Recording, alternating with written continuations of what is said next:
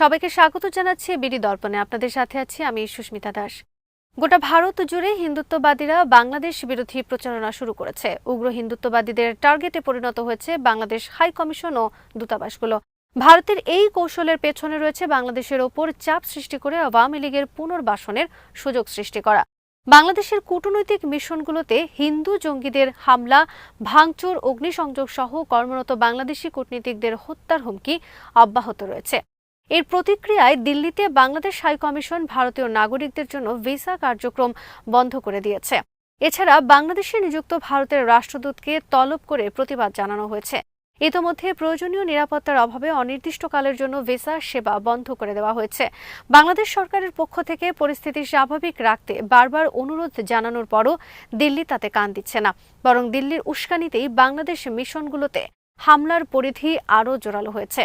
এমন পরিস্থিতিতে visa service বন্ধের মতো কঠোর সিদ্ধান্ত নিতে বাধ্য হয়েছে বাংলাদেশ সরকার। সরকারের সংশ্লিষ্ট সূত্রগুলো বলছে, পরিস্থিতি স্বাভাবিক করতে দিল্লির পক্ষ থেকে অবিলম্বে কার্যকর পদক্ষেপ না নেওয়া হলে হাই কমিশনের কার্যক্রম সীমিত করা সহ আরও কঠোর পদক্ষেপ নেওয়া হতে পারে। দিল্লি ছাড়াও গৌহাটিতে অবস্থিত বাংলাদেশ মিশনে ভিসা কার্যক্রম বন্ধ করে দেওয়া হয়েছে।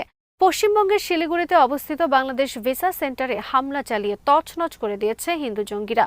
ফলে সেখানকার ভিসা কার্যক্রম অনির্দিষ্টকালের জন্য বন্ধ হয়ে গেছে। পশ্চিমবঙ্গ বিধানসভার বিরোধী দলীয় নেতা শুভেন্দু অধিকারীর নেতৃত্বে শত শত উগ্রবাদী হিন্দুরা কলকাতায় অবস্থিত বাংলাদেশ মিশনে আক্রমণের চেষ্টা চালায়। তবে পুলিশি বাধার কারণে তারা সফল হয়নি। শুভেন্দুর নেতৃত্বে উগ্রবাদী হিন্দুরা বাংলাদেশ মিশনের 200 মিটারের ভেতরে ঢুকে পড়ে।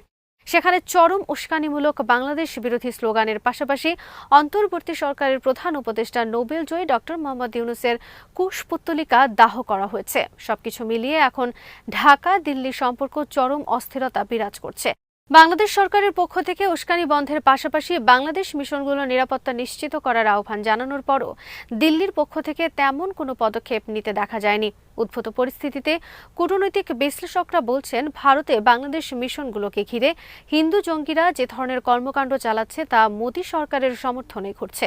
মোদী সরকার বাংলাদেশের সঙ্গে এক উত্তেজনাকর পরিস্থিতি তৈরি করে পশ্চিমবঙ্গ সহ আরও কয়েকটি রাজ্যের আসন্ন বিধানসভা নির্বাচনে হিন্দু ভোটারদের টানতে চাচ্ছে। কলকাতার একাধিক কূটনীতিক সূত্রের বরাত দিয়ে আমার দেশ পত্রিকা জানিয়েছে, সোমবার বেলা 2টার দিকে লক্ষণ বানশালের নেতৃত্বে বিশ্ব হিন্দু পরিষদ এবং হিন্দু জাগরণ মঞ্চের অন্তত 800 থেকে 1000 হিন্দু জঙ্গি নানা ধরনের বাংলাদেশ বিরোধী প্ল্যাকার্ড হাতে নিয়ে শিলিগুড়িতে অবস্থিত বাংলাদেশ ভিসা সেন্টার অভিমুখে যাত্রা করে সেখানে নিরাপত্তায় নিয়োজিত থাকা নিরাপত্তা কর্মীদের কোনো রকম বাধা ছাড়াই ভিসা সেন্টারে উপস্থিত হয়। উগ্রবাদী হিন্দুরা ভিসা সেন্টারের কর্মকর্তাদের হুমকি দিয়ে বলে, এখানে বাংলাদেশ ভিসা সেন্টারের কোনো রকম কার্যক্রম চালানো যাবে না, অবিলম্বে এটা বন্ধ করে দিতে হবে। তারা এক পর্যায়ে উস্কানিমূলক স্লোগান দিতে দিতে ভিসা সেন্টারে ব্যাপক ভাঙচুর চালায়। ভিসা সেন্টারের বাইরে অগ্নিসংযোগের ঘটনাও এ সময় ঘটে। এছাড়া কলকাতায় বাংলাদেশ ডেপুটি হাই কমিশনের সামনে বিক্ষোভ করেছে ভারতের কয়েকটি উগ্রবাদী হিন্দু সংগঠন। এই বিক্ষোভের নেতৃত্ব দেন পশ্চিমবঙ্গের বিরোধী দলনেতা ও বিজেপি নেতা শুভেন্দু অধিকারী। কলকাতার বেগবাগান মোড়ে শত শত উগ্রবাদী হিন্দু বিক্ষোভকারী মিছিল করে বাংলাদেশের ডেপুটি হাই কমিশনের দিকে যেতে থাকে। তবে প্রায় 200 মিটার দূরেই তাদের আটকে দেয় কলকাতা পুলিশ। এ সময় সেখানেই বসে পড়েন শুভেন্দু অধিকারী সহ হিন্দু সংগঠনের কর্মী সমর্থকরা। সেখানে বাংলাদেশের অন্তর্বর্তী সরকারের প্রধান উপদেষ্টা ডক্টর মোহাম্মদ ইউনূসের কুশপুত্তলিকা পোড়ানো হয়। শুভেন্দু অধিকারী মিথ্যা অভিযোগ করে বলেন, বাংলাদেশে হিন্দুদের উপর অত্যাচার হচ্ছে। এর প্রতিবাদে বাংলাদেশ ডেপুটি হাই কমিশন ঘেরাও কর্মসূচি নেওয়া হয়েছে। তিনি বলেন, আগামী দিনে বাংলাদেশের আন্তর্জাতিক সীমান্তে প্রতীকী বিক্ষোভ কর্মসূচি পালন করা হবে। নিরাপত্তা পরিস্থিতি বিবেচনায় আসামের গৌহাটিতে বাংলাদেশ মিশনে ভারতীয়দের জন্য ভিসা সার্ভিস বন্ধ করে দেওয়া হয়েছে। মিশনের একজন কর্মকর্তা সেখানকার পরিস্থিতি সম্পর্কে আমার দেশকে বলেন, আজ আসামের বাঙালি পরিষদের ব্যানারে বিভিন্ন জেলায় উগ্র হিন্দুত্ববাদীরা ব্যাপক বিক্ষোভ করেছে। বাংলাদেশে হিন্দুদের হত্যা করা হচ্ছে এমন মিথ্যা অভিযোগ তুলে উগ্র হিন্দুরা বাংলাদেশ বিরোধী বিক্ষোভে নামে। বিক্ষোভকারীরা বাংলাদেশ বিরোধী স্লোগানের পাশাপাশি বিভিন্ন স্থানে ডক্টর মোহাম্মদ ইউনূসের কুশপুত্তলিকা পোড়ায়। তবে গৌহাটিতে বাংলাদেশ মিশনে কোনো হামলার ঘটনা ঘটেনি। এদিকে বিশ্ব হিন্দু পরিষদের পক্ষ থেকে দিল্লিতে বাংলাদেশ হাই কমিশন এবং মুম্বাইয়ে অবস্থিত বাংলাদেশ উপ হাই কমিশন ঘেরাওয়ের কর্মসূচি ঘোষণা করা হয়েছে। গত শনিবার রাতে দিল্লিতে একদল হিন্দু উগ্রবাদী ভারত সরকারের সম্মতিতে নিরাপত্তা বেষ্টনী পার হয়ে বাংলাদেশ হাউসে হামলা এবং হাই কমিশনারকে হত্যার হুমকি দেওয়ার পর বাংলাদেশ ভারত সম্পর্কে চরম অস্থিরতা শুরু হয়। তারপর অব্যাহতভাবে বাংলাদেশ মিশনগুলোতে হামলার কারণে স্মরণকালের মধ্যে ঢাকা দিল্লি সম্পর্ক সবচেয়ে নাজুক পরিস্থিতির মুখোমুখি হয়েছে। নিরাপত্তা বেষ্টনী পার হয়ে বাংলাদেশ হাউসের মূল ফটকের সামনে এসে বিক্ষোভ, অগ্নিসংযোগ এবং ভারতে নিযুক্ত বাংলাদেশের হাই কমিশনার রিয়াজ হামিদুল্লাহকে হত্যার হুমকি নজিরবিহীন ঘটনা।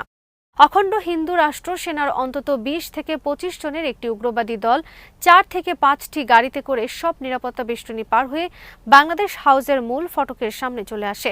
এ সময় তারা বাংলাদেশ বিরোধী উগ্র স্লোগান দিতে থাকে। তাদের মধ্যে কয়েকজন চিৎকার করে হাই কমিশনারের উদ্দেশ্যে বলতে থাকে, শালাকে গুলি করে মার। এ ঘটনা যখন ঘটছিল তখন বাংলাদেশ হাউসের নিরাপত্তায় নিয়োজিত বাহিনীর সদস্যরা নীরবে দাঁড়িয়েছিল। তাদের সেখানে আসতে কোনো ধরনের বাধা দেওয়া হয়নি নিরাপত্তা কর্মীদের পক্ষ থেকে। এ সময় হাই কমিশনার রিয়াজ হামিদুল্লাহ ও তার পরিবারের সদস্যরা বাংলাদেশ হাউসেই অবস্থান করছিলেন। হাই কমিশনার ও তার পরিবারের সদস্যরা সম্পূর্ণ নিরাপত্তাহীন অবস্থায় ছিলেন তখন। হাই কমিশনার ও তার পরিবারের সদস্যরা সম্পূর্ণ নিরাপত্তাহীন অবস্থায় ছিলেন তখন, কারণ এই উগ্রবাদীদের ঠেকাতে নিরাপত্তা বাহিনী কোনো পদক্ষেপই নেয়নি। রাতের আধারে চাণক্যপুরী অর্থাৎ কূটনৈতিক পাড়ায় কিভাবে উগ্র হিন্দুরা বিক্ষোভ করতে পারল তা একটি বড় প্রশ্ন, কারণ কর্তৃপক্ষের সম্মতি ছাড়া কোনোভাবেই এ সুরক্ষিত এলাকায় প্রবেশ করা সম্ভব নয়। গত রোববার পররাষ্ট্র উপদেষ্টা তৌহিদ হোসেন পররাষ্ট্র মন্ত্রণালয়ে সাংবাদিকদের এক জরুরি ব্রিফিংয়ে অন্তর্বর্তী সরকারের পক্ষ থেকে তীব্র প্রতিক্রিয়া জানিয়ে বলেন, বাংলাদেশ হাউসের সামনে উগ্রবাদী হিন্দুদের নিরাপত্তা বেষ্টনী পার হয়ে আসতে দেওয়া হয়েছে, এটা কোনোভাবেই গ্রহণযোগ্য হতে পারে না। এসব উগ্রবাদী শুধু বিক্ষোভ করে চলে যায়নি, তারা আরও অনেক কিছু করেছে। হাই কমিশনার ও তার পরিবার নিরাপত্তাহীন অবস্থায় ছিলেন, আমরা এটা মেনে নিতে পারি না। হামলার ঘটনায় ভারতের পররাষ্ট্র মন্ত্রণালয়ের দেওয়া ব্যাখ্যা প্রত্যাখ্যান করে পররাষ্ট্র উপদেষ্টা বলেন, দিল্লির ব্যাখ্যা আমরা সম্পূর্ণভাবে প্রত্যাখ্যান করছি। দিল্লি বিষয়টিকে যত সহজে ব্যাখ্যা দেওয়ার চেষ্টা করছে, বাস্তবে বিষয়টি তত সহজ নয়। ব্রিফিংয়ে পররাষ্ট্র উপদেষ্টা বলেন, ভারত বলছে ২০ থেকে ২৫ জনের একটি দল সেখানে গিয়েছিল, হতে পারে সংখ্যাটি আরও বেশি। প্রশ্ন হচ্ছে, একটি সুরক্ষিত কূটনৈতিক এলাকায় হিন্দু চরমপন্থী সংগঠনের সদস্যরা এত দূরে কিভাবে প্রবেশ করলো? এর অর্থ দাঁড়ায় কোনো না কোনোভাবে তাদের সেখানে আসতে দেওয়া হয়েছে, যা গ্রহণযোগ্য নয়। তৌহিদ হোসেন আরও বলেন, বিষয়টি শুধু স্লোগান দেওয়ার মধ্যে সীমাবদ্ধ ছিল না। হাই কমিশনের ভেতরে একটি পরিবার বসবাস করে, হাই কমিশনার ও তার পরিবার সেখানে থাকেন। তারা হুমকি অনুভব করেছেন এবং আতঙ্কিত হয়েছেন। সেখানে পর্যাপ্ত নিরাপত্তা ব্যবস্থা ছিল না। মাত্র ২ জন নিরাপত্তা কর্মী উপস্থিত ছিলেন, যারা কার্যত নীরব ভূমিকা পালন করেছেন। কূটনৈতিক মিশনের নিরাপত্তা নিশ্চিত করা স্বাগতিক দেশের দায়িত্ব। তিনি বলেন, কূটনৈতিক মিশনের নিরাপত্তা সংক্রান্ত যে আন্তর্জাতিক নিয়ম কানুন রয়েছে, এ ঘটনায় তা যথাযথভাবে পালিত হয়নি। বাংলাদেশ ভারত সম্পর্কের টানাপোড়েনে দিল্লিতে মিশনের কার্যক্রম ছোট করে আনার চিন্তা রয়েছে কিনা এই প্রশ্নে পররাষ্ট্র উপদেষ্টা বলেন, যদি তেমন পরিস্থিতি তৈরি হয় তাহলে সে বিষয়ে সিদ্ধান্ত নেওয়া হবে। আজ এখানেই শেষ করছি। সবাই ভালো থাকুন, সুস্থ থাকুন আর দেখতে থাকুন বিডি দর্পণ। চ্যানেলটি ভালো লাগলে সাবস্ক্রাইব করুন। সংযুক্ত থাকুন আমাদের ফেসবুক পেজে।